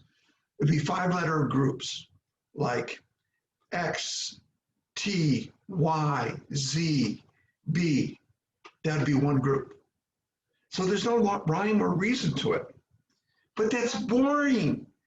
You get da did, dee da da da, diddy da did, dot diddy dee. You know, that's what you'd hear. So you start playing a game of how far back can you go and still remember. And then you'd race to catch up. Well, when you focus that much on characters that are 10, 12 deep, you lose the ones that are coming out, because they're coming out at 20 groups a minute. So occasionally you'd screw up, then you'd have to decode it, and then you'd have to send the message so it made sense. So there was some guessing there. About halfway through my tour, the Army was losing so many radio operators that they picked 13 of us air commandos that had combat training to go to Vietnam to fill in as radio operators on the ground with units that were losing. So when you go into combat, there's two people they want to hit. Number one, first and foremost, is the radio operator, because he's the connection to the outside world. And the second one would be the lieutenant, who's in charge of the whole force. So in 1965, when I got there, May, there was just under 100,000 troops on the ground. Majority of them were advisors, but they started bringing in more and more units, and we would either be trucked out, and then the latter part we would be helicoptered out into the jungle, and then we had to survive for 2 weeks looking for where the supply routes were, where the troop movements were, where their ammo dumps were. And occasionally we would take out a sniper out, and they would take somebody out close to a mile away from where you were. And the snipers hated that, by the way. They did not want us anywhere near them. So we would agree to be at least a mile away, and we'd wait for them, and they'd come back and meet us at the rendezvous point, and we would go out. Yeah. I do have one story I want to say. It was the first time I got into a firefight in Vietnam. I had all this training, all this combat training. We went through prisoner of war camp where they beat the shit out of us, everything. So the first time we got into a firefight, we were a platoon strength, 20 guys. I froze. Bullets going all around me, and as if my mind was out of my body, and I was looking down at it. I could see the bullets. I couldn't move. Literally frozen. Finally, one of the guys turned around and tackled me with a side block, knocked me off my feet. And right where I was standing in a tree, 3 bullet holes. Boom, boom, boom. Went up right up the tree. It would have cut me right through the middle. After that, I was fine. But until someone knocked, me off my feet, I would have been dead. That was the first time I should have died. I'll never forget that. Out-of-body experience, 3 bullet holes in the tree. Yeah. Then all my training kicked in. I didn't have any problems shooting at people. My philosophy in combat was, if you were the enemy, which you couldn't really tell a lot of times because they all were dressed a lot of the same way as peasants, except the regular army, they had uniforms. But if you had a gun in your hand and you were Vietnamese, you were fair game. I don't care. You were fair game. I'm going to shoot you. If you didn't have a weapon, I could pull the trigger because I didn't know if they were VC or not.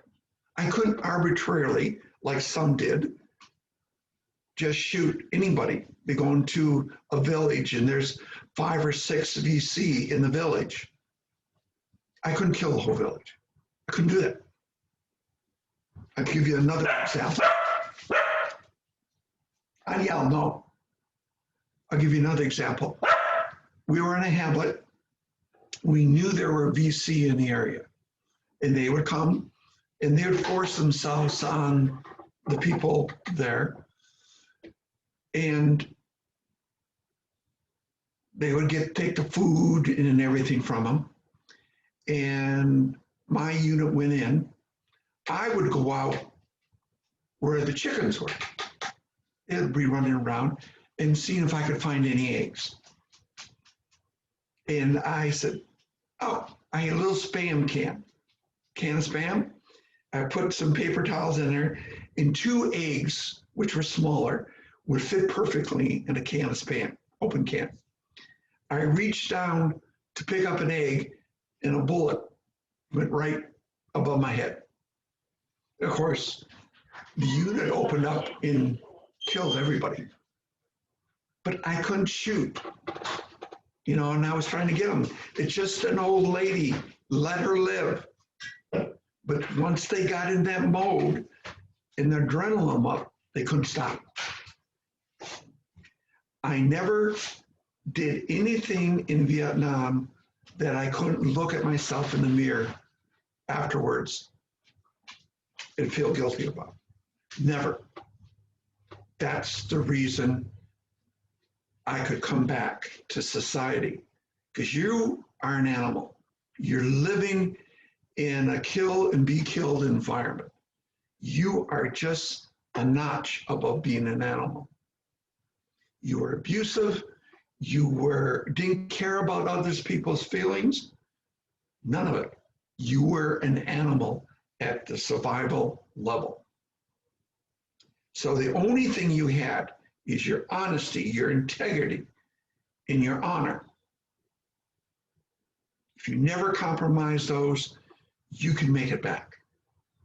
Those who compromise it are some of your drug addicts and your alcoholics living on the street even today. I digress. My job was as a radio operator. I also was an airborne radio operator. We would go out in bird dogs, which is this airplane, 2-seater. No guns on that airplane. It's a 2-seater, pilot and me. We would go out in the early morning and spot VC campfires. Being colorblind, I could see through camouflage. So what the story was, the pilot would fly straight and true. I would be looking off to the side. If I saw an ammo dump or a rations dump, whatever storage, I would call in the coordinates, and then the thuds, F-100s would come in and bomb them. As long as you're flying straight and true, enemy wouldn't shoot at you because they didn't think you saw them. But if you dipped a wing to get a better look, oh, they would open up with everything they had to knock you off before you do the coordinates. Well, about a month before I left, I had my pilot I had rotated back to the States. And I had a new pilot, fresh out of college, fresh out of flight school. And I told him very clearly, regardless of what I say in the radio, you fly straight and true.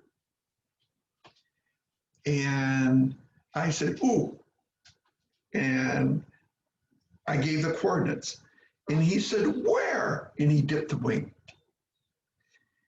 They opened up with 50 millimeter anti-aircraft, the whole 9 yards. And they hit the engine because he's sitting on the left side, I'm sitting on the right. And so on the right side, when that 50 millimeter hit the engine, it splintered off and hit me between the legs. I had chaparral from my groin area all the way halfway to my knee on both sides. That aircraft has a 7-to-1 glide ratio. So for every foot it dropped, it could go 7 foot forward. So we got about a mile and a half from our lines, was about 2.5 miles from where they were, and he brought it down in a rice paddy. So he got on the dike and said, I'm going back.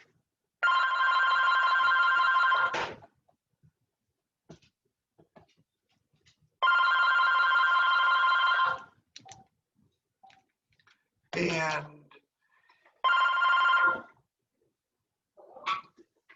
got back to the lines. He tried to do it. He was a distance runner in college. We were trained, you go about 200 yards away, find a place, kind of bury yourself in the swamp or in where the rice paddy was, so they couldn't see you, and you wait it out. It's early in the morning. So about 2 hours later, you're hypersensitive to any sounds at all. You could hear them coming. You could hear them talking in Vietnamese because they were coming towards the airplane. And then all of a sudden, I could hear the bayonet going into the ground just to make sure nobody was hiding close by. So you already knew about the Hanoi Hilton, the prisoner of war camp in Hanoi. I didn't want to go through that. It's like making your mind up. Do you surrender? Do you get bayoneted? Or do you go down fighting? Now, my father sent me a double barrel sawed-off shotgun, 16 gauge, sawed off. Had it with me. I had it just above my head to keep the tarp away from my nose so I could still breathe. The insects were crazy because they could smell the blood and they were going up my pants leg to get to the blood. Could feel them biting me and everything. And the closer the sounds came, the more I was determined just to jump up, fire both barrels, and I had my pistol and just fire them until they killed me. And could hear the voices getting closer and closer. And you know, like when you go off a high board, your diving board, the high meter, you go 1, 2, 3, and you're gonna jump. So I counted 1, 2, 3, and I didn't have the guts. So I said, all right, this time, 1, and before I said 2, there was a bunch of yelling. They found the tracks of the pilot. By the way, his name was Frank Robinson, and he's missing in action on the dike. So they started following him, and they left me alone. So I peed in my pants, wasn't going to move. Then at nightfall, 12, 14 hours later, I sneaked my way out. There was nobody by the airplane. Went around, crawled on my hands and knees, and I crawled a mile and a half on my hands and knees to get back to our lines. Yeah, it wasn't long after that that I was called in and wanted me to extend. I said, are you crazy? Nobody's going to extend. No, I'm out of here. And that was the way you go. When you're in combat, and the other thing I want to say, it doesn't make any difference on the color of your skin. What matters, and my closest friend was a guy by the name of Toby Smith.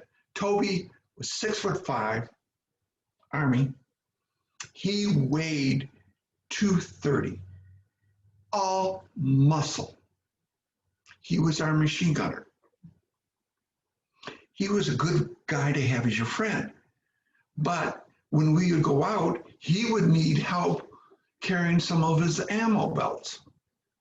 You don't want him to run out of ammo. So Toby would ask me, Ski, that was my name all through my military career. Can you take a couple of these for me? Sure. So I had my 100 pounds, but I had 2 belts of his ammo around me as well. That was additional 10, 15 pounds. He was covered in his ammo, plus he's carrying, a 35-pound machine gun. And wherever I was, that's where he was. Toby didn't make it.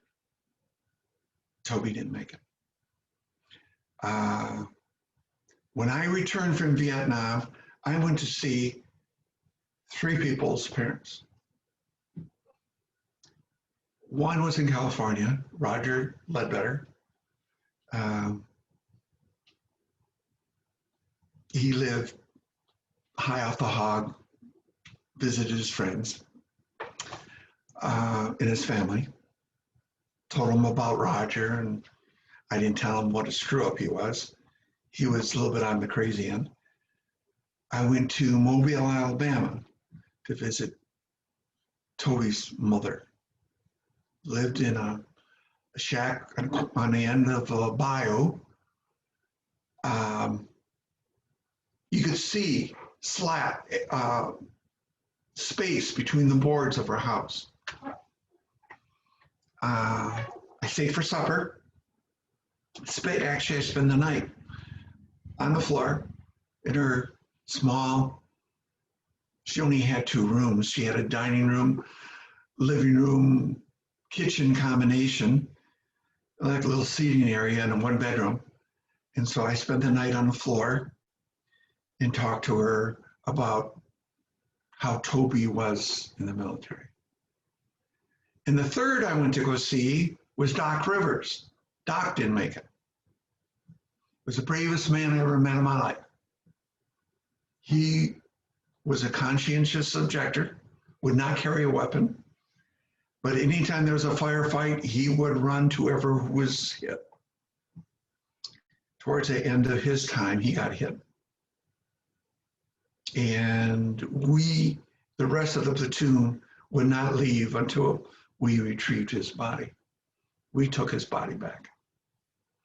I went to visit his mom in Detroit, but she moved and I never could find where she was. So I tried to visit 3, actually visited 2.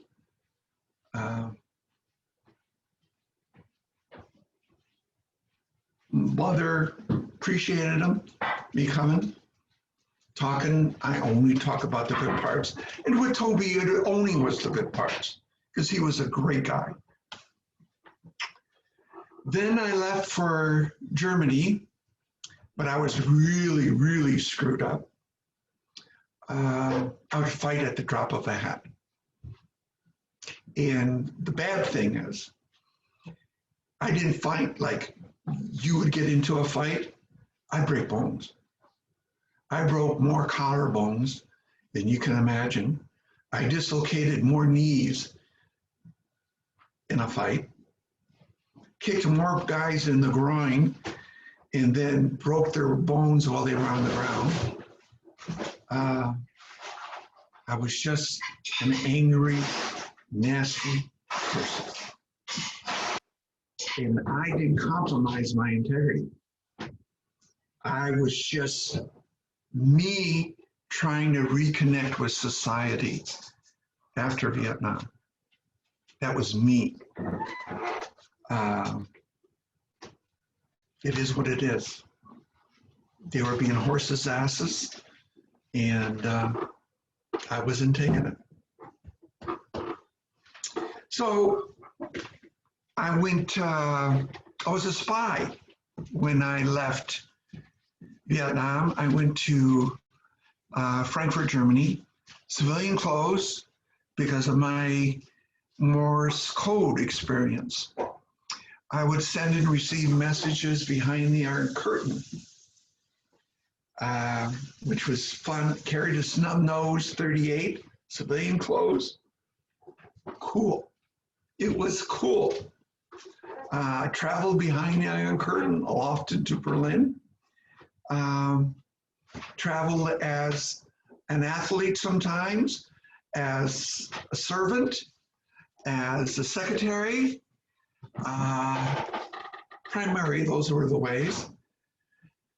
And I'd set up my radio around the window and and that was it. Send and receive. Next day would be on the road. Went to Warsaw a couple times, and I was asked to play with because I traveled, like I said, as a basketball player. I was asked to play for the national Polish national team because they thought I was a fake. So it was good that I traveled under that alias, and it was fun. They were playing the Russian team, so I got to play against the Russian national team and for the Polish national team. That was awesome. I'm going to go back to when after they found out I had relatives in Poland, and they released me, and I went back to the Air Commandos, and that's when I started on the national team. Now, one of the things, I was the only white on the team. When I played for the all-star traveling team, my name was Whitey. I hated it. I absolutely hated it. I'm not white. I'm Eastern European.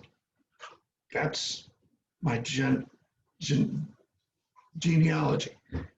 I am Eastern European. Every guy on that team called me Whitey. It was a slam. I knew it was a slam. Didn't say anything. There's 14 guys, and I'm the only white. Come on, who am I going to complain to? Shut up, take it. But to this day, I get jacked up when I fill out what my race is, and they have white. I'm not white. I put other, Eastern European. To this day. But it was being the only white, I am the one who had to win their acceptance. It's immaterial if they won my acceptance.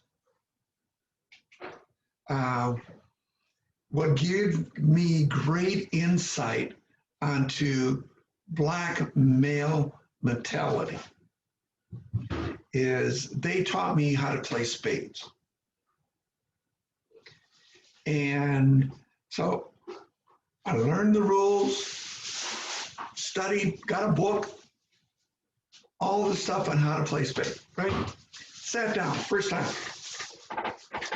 And they're bidding, it's a lot like bridge, 2 spades, 4 spades, 6 spades.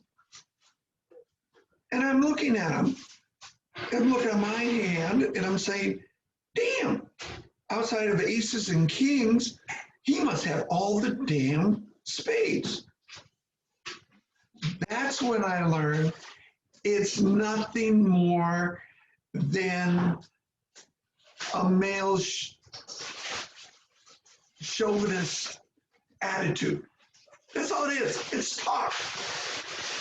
Oh, I'm going to do all this. I'm going to do that. Nobody ever won a hand. Everybody lost. Nobody won a hand. And that's when I realized it's all talk. It's talk. You know, and they do it among themselves. They do it with others. And it's bravo. It's all it is. I'm taller than you are. I'm meaner than you are. I can talk and get your goat quicker. That's all it is. And once I start learning that, then I understood a lot more, a lot quicker. Now, nobody else could call me Whitey. If another team say, Whitey, get out of my way, there would be 3 of my teammates right there in front of me saying, you don't call him Whitey. We can do that. You can't. In the Far East, when I was in Korea, I was also on another all-black team. There was just 2 of us that were white. And it was the same thing. Going to black bars, you know, Whitey has to go. And he said, no, Whitey's with us. And he's not going anywhere that we don't tell him to go. I learned a lot. I learned their respect because I would be the one hauling them back in from the bars when they were drunk. I would be the ones sneaking them through the windows so they could make bag check. I'm the one to get them out of there when the flight started and before the MPs got there. That was me. That was me. That was my job. That's what I learned. I went off on a huge tangent. I'm sorry. So I forgot where we were. Your dad's laughing at me in the background. Those are great stories, Pops. I mean, that's from my perspective better because these are stories and you have this connected thought pattern through it all. So it kind of, this is really cool to hear. Yeah, I would absolutely have to agree. Yeah, I think some of the stories are really important when we get to the final section, and we'll take a break before that final section. As far as what, you know, why I the way I am, and why do I feel the way I do when it comes to Black Lives Matters. My view is different than your dad's and different than yours. But I'm not saying I'm insensitive to it because I'm not. But I have my way of my beliefs based upon my experience being on all black teams, of being in Alabama where my job was to get the Southern white to accept the Southern black. I was good at basketball. I was good, but I wasn't good enough to go to a major university and make the team. I made the team because I played on all black teams. And I was hired for a specific reason to get the Southern white to accept the Southern black. Do you realize how Alabama got to be integrated? 1968. Alabama was playing USC. And Alabama was pure white. Coach McKay was the coach for USC. Coach Brett Bryant was the coach for Alabama. USC came down to Alabama.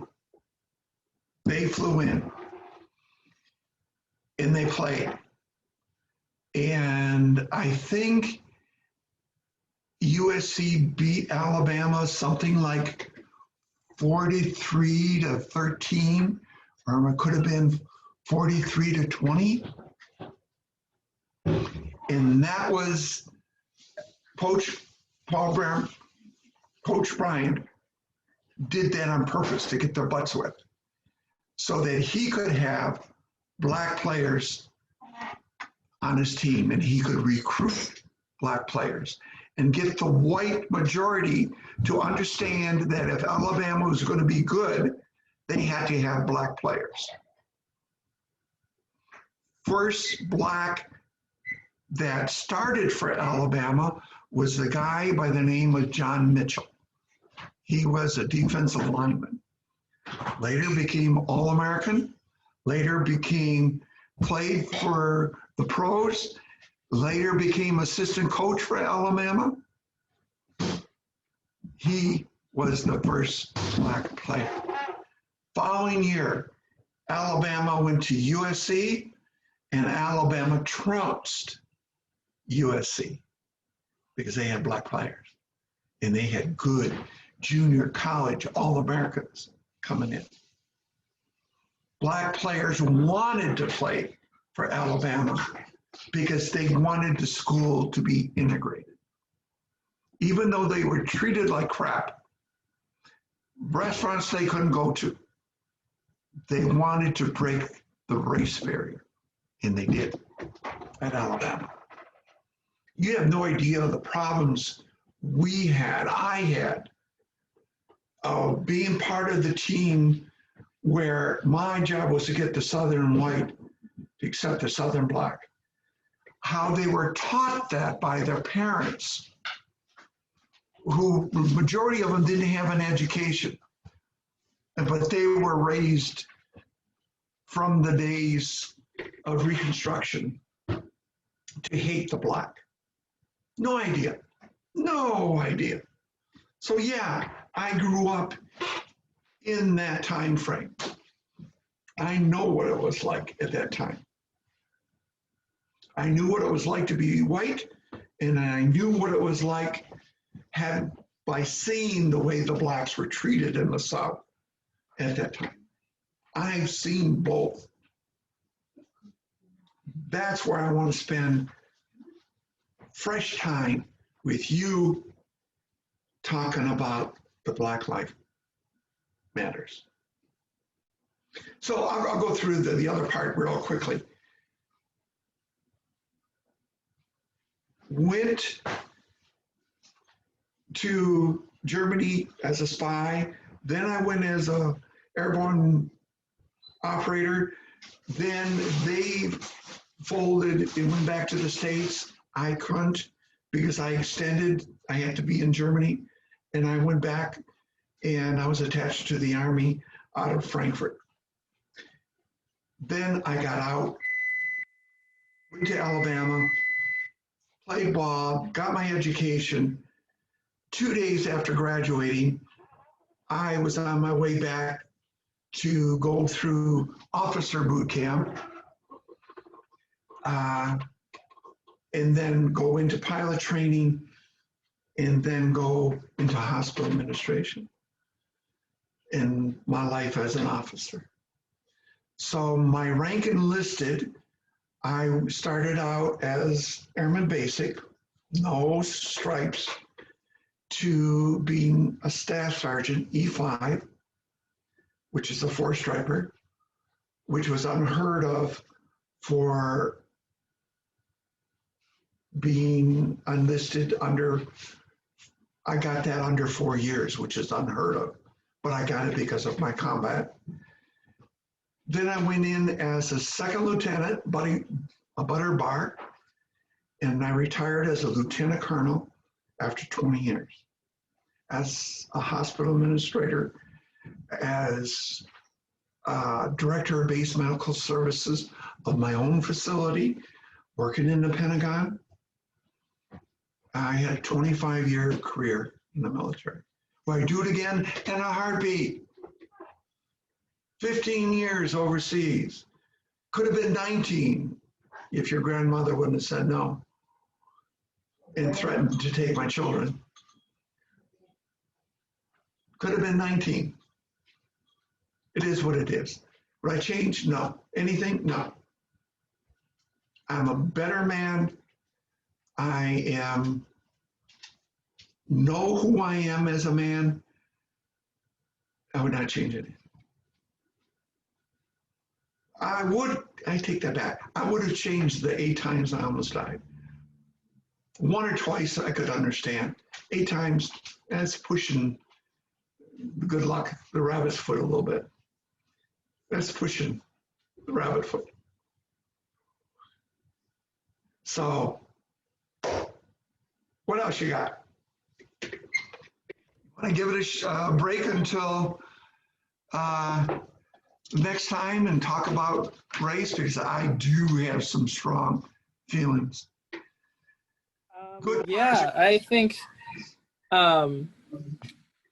Yeah, we could pause it right here, and then pick up. I'm thinking like next week. Sure. Because, and I want your dad there for the second.